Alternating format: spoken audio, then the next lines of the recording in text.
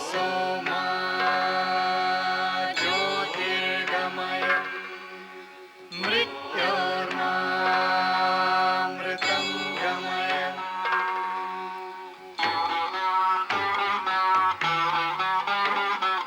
सर्वेऽपि सुखिनः सन्तु सर्वे सन्तु निरामयाः सर्वे भद्राणि पश्यन्तु मा कश्चित् दुःखभाग् भवेत्।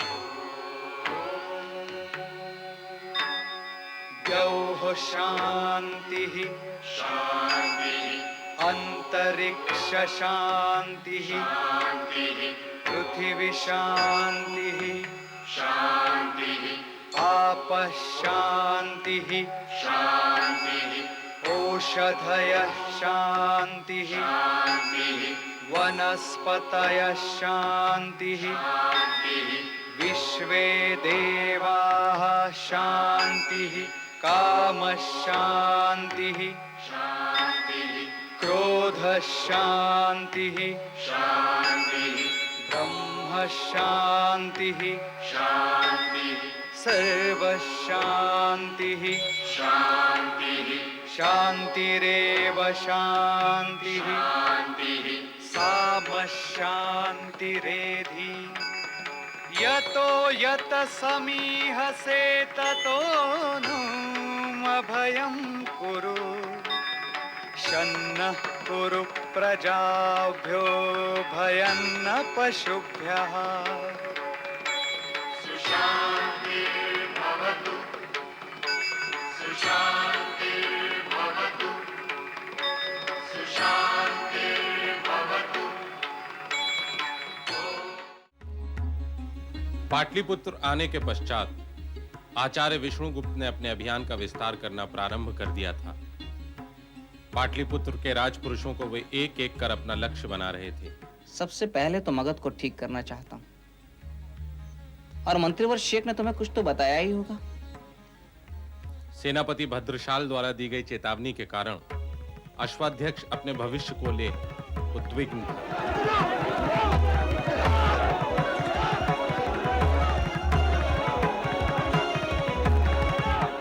अश्वाध्यक्ष किसी को ढूंढ रहा था और रहस्य की परतें धीरे धीरे खुलती जा रही थीं। बहुत दिनों से तुम मुझे टाल रहे हो। अब मैं और प्रतीक्षा नहीं कर सकता। कल प्रातः अगर तुम मुझसे नहीं मिले तो मैं तुम्हारी जान ले लूंगा। आचार्य विष्णुगुप्त ने रहस्य का एक सूत्र ढूंढ ही लिया और अश्वों का व्यापारी दुष्यंत इस तथ्य से अनभिज्ञ था कि कोई व्यक्ति उन पर दृष्टि रख रहा है। आचार्य अपने लक्ष्य की प्राप्ति में आगे बढ़ रहे थे और दूसरी ओर मंत्री परिषद ने आचार्य विष्णुगुप्त को भूमि अनुदान में देने का निर्णय कर लिया था। राजपुरोहित, क्या आपको कोई आपत्ति है? मुझे कोई आपत्ति नहीं है महामंत्री। मुझे भी कोई आपत्ति नहीं है। मुझे भी कोई आपत्ति नहीं है। अनियमितताओं व अव्यवस्था से ग्रस्त पाटलिपुत्र की राजकीय अश्वशाला में दुष्यंत अश्वाध्यक्ष से वार्ता करने पहुंचा। पर मुझसे अश्व लेने के पहले तुम्हें सोचना चाहिए था। आचार्य विष्णुगुप्त को मंत्रीवर श्रेयक से ज्ञात होता है कि उन्हें भूमि अनुदान में देने का प्रस्ताव मंत्री परिषद ने पारित कर दिया है, पर आचार्य विष्णुगुप्त को विश्वास था उन्हें भूमि प्राप्त नहीं होगी। क्या तुम्हें अब भी विश्वास नहीं होता विष्णु? यदि तुम्हारे विश्वास को ठेस पहुंचे तो तुम विचलित मत होना श्रेयक। मगध का राजनैतिक इतिहास विश्वासघात के प्रसंगों से भरा पड़ा है। आचार्य विष्णुगुप्त का अनुमान सही था। सम्राट धनानंद ने भूमि अनुदान में देने के प्रस्ताव पर और विचार करने की भूमिका अपनाई। मैं शीघ्र ही आपको अपना निर्णय सूचित करूंगा। इन समस्त दांव पेचों के बीच अमात्य राक्षस आचार्य विष्णुगुप्त के संदर्भ में सूचना एकत्रित करने का प्रयास कर रहे थे। इस व्यक्ति के बारे में तुम्हें जितनी भी जानकारी प्राप्त हो उतनी ही जानकारी तुम मुझे प्रतिदिन देते रहना। और आचार्य के अतीत का ज्ञान होने पर अमात्य के माथे पर चिंता की रेखाएं उभर आईं।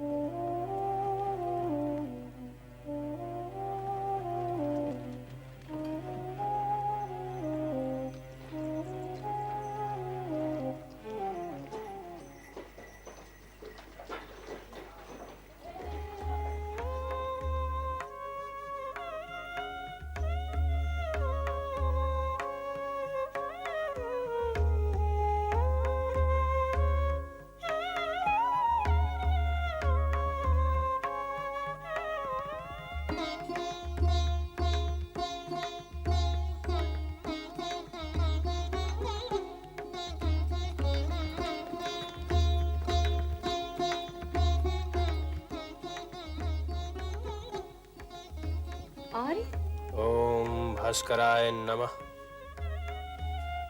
प्रणाम आर्य। प्रणाम वसुधे।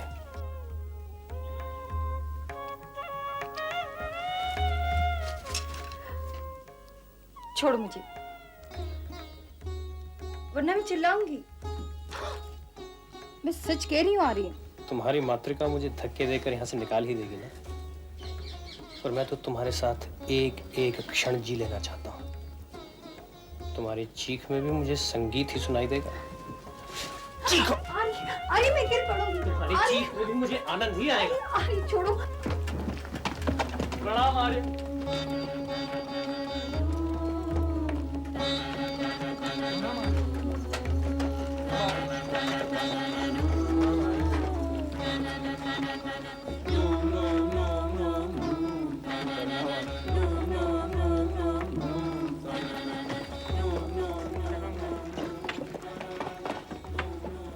प्रणाम महामंत्री।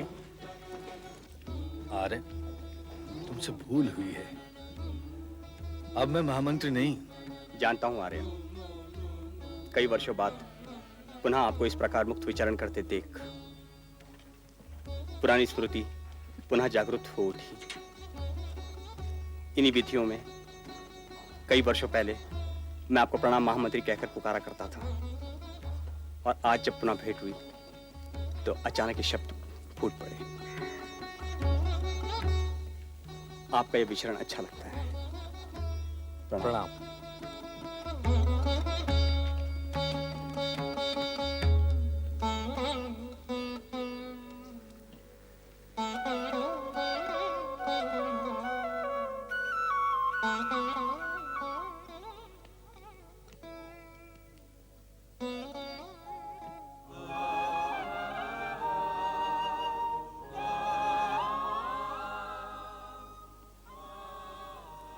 बहुत अच्छा लगा मन को। कि सिंह अपने पिंजरे से निकल फिर सिर उठाकर घूमने लगा है। स्वागत है आर्य। कहाँ घूमते रहते हो? 4 बार तुम्हारे यहाँ सेवकों को भेज चुका हूँ। पहले कह दिया होता तो प्रतिदिन प्रातः मैं यहाँ दूध पीने चला आता। प्रणाम भगिनी। प्रणाम। मैं दूध पीऊंगा। तुम इतने निर्लज कब से हो गए विष्णु? मुझे जीवित रहना है मंत्रीवर। लज्जा करने लगा तो मर जाऊंगा। विष्णु, भूख से व्याकुल शावक अपनी माता के पास ही जाता है श्रेय। चणक का पुत्र किसके द्वार पर? मैंने इसलिए नहीं कहा था विष्णु। मैं कहना चाहता था कि तुम्हारा सिर्फ अजय के यहाँ रहना मुझे अच्छा नहीं लगता। जब अजय के यहाँ मेरे लिए स्थान नहीं होगा तो तुम्हारे यहाँ चला आऊंगा। तुम कभी तो मेरी बातों को गंभीरता से लिया करो। जब तुम गंभीरता से लेने योग्य बातों को करोगे तो मैं उन्हें गंभीरता से ही लूंगा। तुम सचमुच निर्लज हो। इसे भी मैं गंभीरता से नहीं ले रहा हूं। देखो लज्जा को कैसे अधिकार के साथ पी जाता हूं।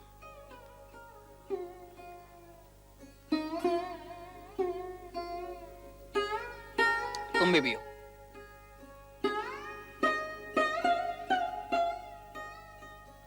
अब तुम यहां और रुकी तो मेरे जाने के पश्चात तो मैं भी भला बुरा कहेगा। कहो श्री, क्यों बुलाया है मुझे? विष्णु, महामंत्री ने कहा है कि गुरुकुल के लिए उपयुक्त भूमि का चुनाव तुम कर लो और शेष उत्तरदायित्व हम पर छोड़ दो। क्यों? तुम्हारे विश्वास को ठेस पहुंची या नहीं? सम्राट ने विचार करने के लिए समय मांगा है। सम्राट जब तक चाहे विचार करते रहें। मैंने कब रोका है उन्हें? मैंने तो भूमि अनुदान में नहीं मांगी थी, इसीलिए मैंने तुम्हें कहा था कि मुझे भूमि क्रय करने दो। मैं सम्राट से भीख नहीं चाहता था, नहीं चाहता हूँ। यदि मुझ में सामर्थ्य रहा तो मैं अपने उत्तरदायित्व को वहन करने के योग्य बनने का प्रयत्न अवश्य करूंगा। श्रेयक, तुम एक बार महामंत्री से मिल लो। नहीं मिलूंगा। मैं अपना मार्ग स्वयं ढूंढ सकता हूँ मंत्रीवर। मैं जा रहा हूँ। तुम मेरी आज्ञा के बिना यहाँ से नहीं जा सकते विष्णु। तुम जानते हो तुम क्या कह रहे हो? हाँ, मैं अच्छी तरह जानता हूँ मैं क्या कह रहा हूँ। जब तुम्हारा क्रोध शांत हो जाए तब मुझसे कहना कि अब मुझे गुरुकुल के लिए क्या करना है। महामंत्री स्वयं गुरुकुल की नींव डालना चाहते हैं और इसलिए मुझे उन्हें उत्तर देना है। मैं तुमसे कुछ पूछ सकता हूं विष्णु? महामंत्री ने मुझे तुम्हें भूमि खरीदने के लिए तत्पर करने को कहा है और गुरुकुल के निर्माण के लिए उनके सहयोग का निर्णय अटल है। ठीक है, मैं पाटलिपुत्र में उपयुक्त भूमि की तलाश करता हूं और उपयुक्त भूमि दृष्टिगोचर होते ही तुम्हें सूचित कर दूंगा। उसकी कोई आवश्यकता नहीं है। मैं समाहर्ता से पाटलिपुत्र में आवंटन के लिए उपलब्ध भूमि का मानचित्र मंगा लेता हूं और तुम चाहो तो रात्रि में अजय को यहीं बुला लेना। ठीक है। और तुमसे एक प्रार्थना है कि मेरी जानकारी के बिना तुम इस दिशा में कोई कदम नहीं उठाओगे। ठीक है। और रात्रि में मेरे यहाँ ही भोजन करना। और दोपहर में? मैं जा रहा हूं, पर रात्रि के भोजन के लिए तुम्हें अजय से अनुमति लेनी पड़ेगी। क्यों? क्योंकि मंत्री एक बार तो भोजन दे देगा और दूसरी बार सिर्फ आश्वासन, और मैं आश्वासनों पर नहीं जी सकता। कोई इस व्यक्ति को बाहर का मार्ग क्यों नहीं दिखाता?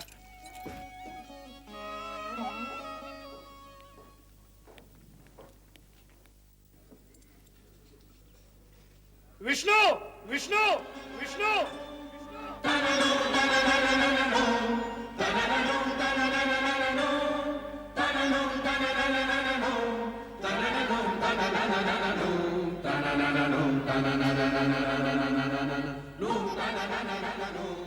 खैर, मैं तेरे साथ चलूंगा।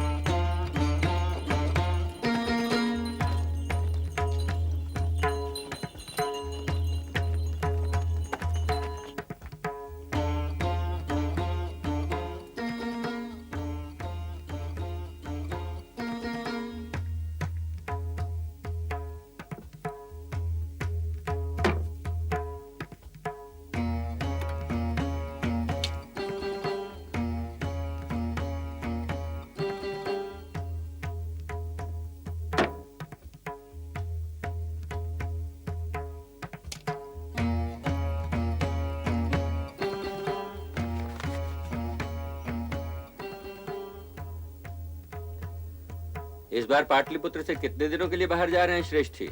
3 मास तो लग ही जाएंगे आर्य। शुल्कशाला में शुल्क तो जमा करा दिया होगा? हाँ आर्य। तमन्ना दिखाइए।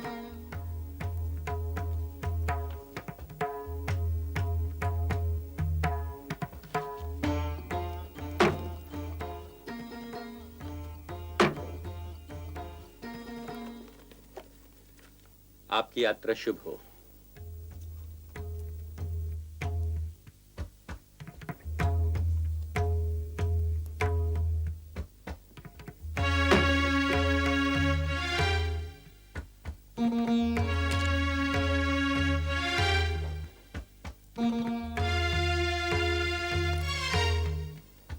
किसी भी व्यक्ति की गतिविधि पर जरा सी भी शंका हो तो उसकी सूचना तुरंत कंटक शोधन अधिकारियों को दे दी जाए। जो आज्ञा अमात्य।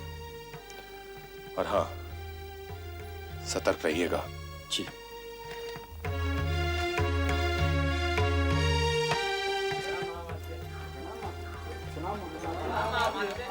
प्रणाम महामात्य।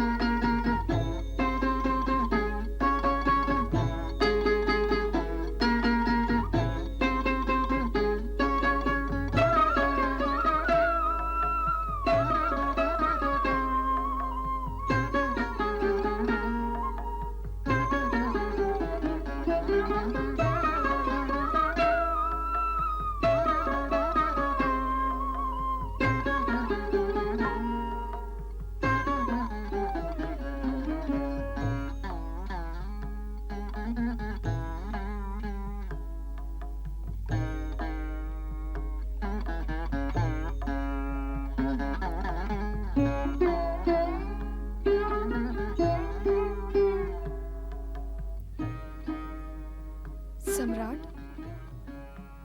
अमात्य राक्षस आपकी आज्ञा की प्रतीक्षा कर रहे हैं।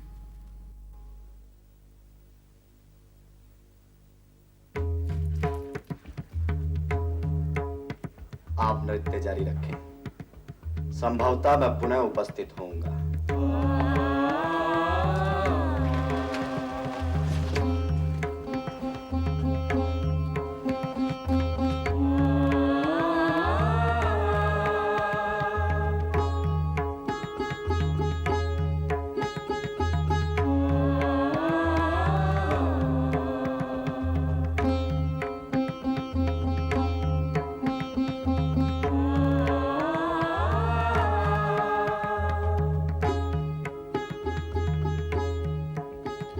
प्रणाम सम्राट। प्रणाम अमात्य। कहाँ घूम रहे थे अब तक? नगर द्वार का निरीक्षण करने गया था सम्राट। उसके पश्चात कंटक शोधन विभाग के कार्यालय गया था। बैठो अमात्य।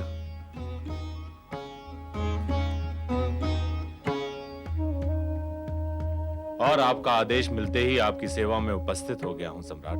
अमात्य, अब तो मुझे भी लगने लगा है कि नगरवासी ठीक ही कहते हैं कि तुम राक्षस हो। स्वयं नहीं तो औरों को तो विश्राम करने दिया करो। राक्षस की भांति दिन रात मगध की सुरक्षा के लिए औरों के सर पे मंडराते रहते हो। मुझे भी चैन से बैठने नहीं दिया करते। मगध और आपकी सुरक्षा का उत्तरदायित्व मेरे कंधों पर है सम्राट, और मैं अपने उत्तरदायित्व के प्रति सजग हूं। पर ऐसी क्या विपत्ति आ रही है कि सुरक्षा के समस्त सूत्रों का तुम बड़ी सूक्ष्मता पूर्वक निरीक्षण कर रहे हो? मैं अपने उत्तरदायित्व का निर्वाह कर रहा हूं सम्राट। मैं जानता हूं अमात्य, पर मैं तो तुम्हें सुझाव भी नहीं दे सकता। आप मेरे स्वामी हैं सम्राट, आप आज्ञा देने के अधिकारी हैं, सुझाव देने के नहीं।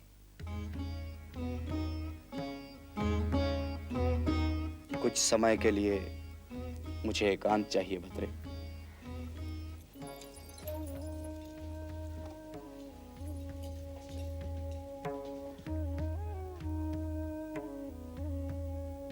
अमात्य, कल तुम परिषद की सभा के पश्चात मुझसे मिलने नहीं आए, इसीलिए मैं आज तुम्हारी प्रतीक्षा कर रहा था।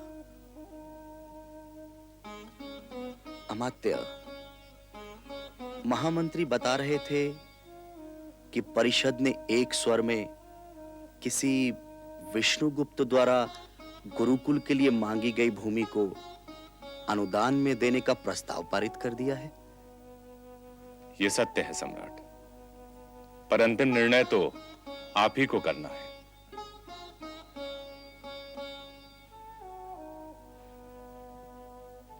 अमात्य, क्या पाटलिपुत्र में प्रस्तावित गुरुकुल का निर्माण अनिवार्य है? सम्राट, मैंने गुरुकुल के लिए भूमि देने के प्रस्ताव का समर्थन अवश्य किया था, पर मैं स्वयं इस विषय पर अब और विचार करना चाहता हूं। अमात्य, मेरा निर्णय तो तुम्हारे निर्णय पर निर्भर करता है। सम्राट, अंतिम निर्णय लेने से पहले मैं और प्रतीक्षा करना चाहता हूं, ताकि उससे होने वाले परिणामों पर मैं पुनः विचार कर सकूं। महामंत्री को इस संदर्भ में कोई भी उत्तर देने से पहले मैं तुमसे विचार विमर्श करना चाहता था। इसीलिए मैंने महामंत्री को निर्णय की प्रतीक्षा करने के लिए कहा है। योग्य आयोग का निर्णय करने के लिए देव समर्थ है, पर मैं तुम्हारे निर्णय की प्रतीक्षा करूंगा। जैसी देव की इच्छा।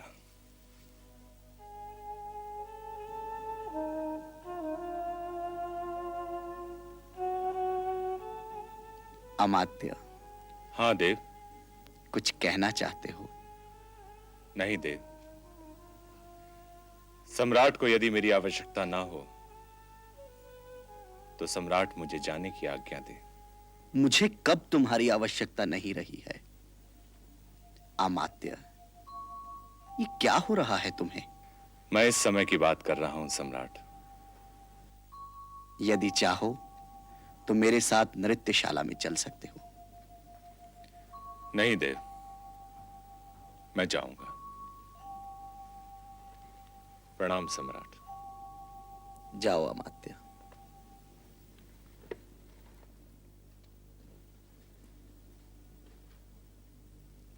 भद्रे।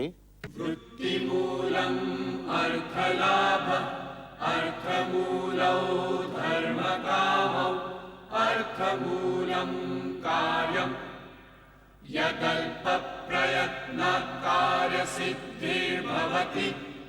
कार्यार्थिनाम् उपाय एव सहायः उपायपूर्वं न दुष्करं स्यात् वृत्तिमूलम् अर्थलाभः अर्थमूलौ धर्मकामौ अर्थमूलं कार्यम् यदल्पप्रयत्नात् कार्यसिद्धिर्भवति